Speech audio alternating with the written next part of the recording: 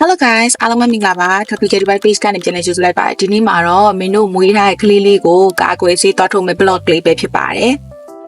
ဒီ blog လေးရဲ့ရွေးချက်ကတကယ်လို့ကိုက UAE မှာပတ်လေးမွေးခြင်းနဲ့ဆိုလို့ရှိရင်စောင်းရန်ရှောင်းရန်နဲ့စီးကပ်ချက်လေးတွေကိုပြောပြပေးခြင်းလို့ဖြစ်ပါတယ်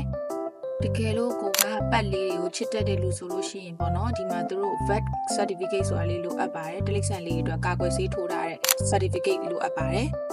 ဒီတော့ pet registration အတွက်ပေါ့နော် microchip လေးထည့်ထားဖို့လိုအပ်ပါတယ်ဒီ Dubai municipality မှာလည်း pet register လုပ်နိုင်ပါတယ်မင်းတို့ကတော့ကုန်ကြမ်းစီတက်တာအောင်ဆိုပြီးတော့ရှားကြားမှာရှိရဲ့ pet clinic တစ်ခုကိုသွားခဲ့ပါတယ်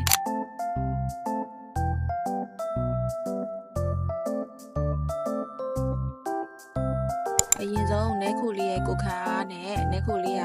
ပေါင်လေးချိန်ဘယ်လောက်ရှိလဲဆိုတာကိုစပြီးတော့စစ်ဆေးပါတယ်သူ့ရဲ့ဒီခန္ဓာကိုယ်ထဲမှာရှိတဲ့ယောဂတွေကိုလည်းဆရာဝန်တွေကစပြီးစစ်ဆေးပေးရပေါ့နော်တကယ်လို့ကိုကတလိမ့်ဆန်လေးတွေမွေးထားရဆိုလို့ရှိရင်ဒီမှာပေါ့နော်ဒီတလိမ့်ဆန်အတွက် certificate ဒီ pet vet card တွေမရှိဘူးဆိုလို့ရှိရင်သူတို့ကဥပဒေနဲ့မညီဘူးလို့သတ်မှတ်ပါတယ်အဲ့အတွက်လည်း 5G တန်ငွေ1000ထိရိုက်ခံရနိုင်တယ်ပေါ့နော်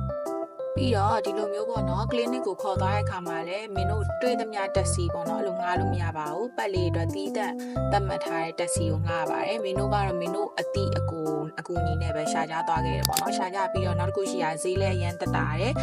ကလေးအတွက်အစုံပဲပေါ့နော်ဒီ certificate ကို passport ကို microchip ကိုအစုံလုံးအားလုံးပေါင်းမှာတဟန်260ပဲကုန်ကြခဲ့ပါတယ်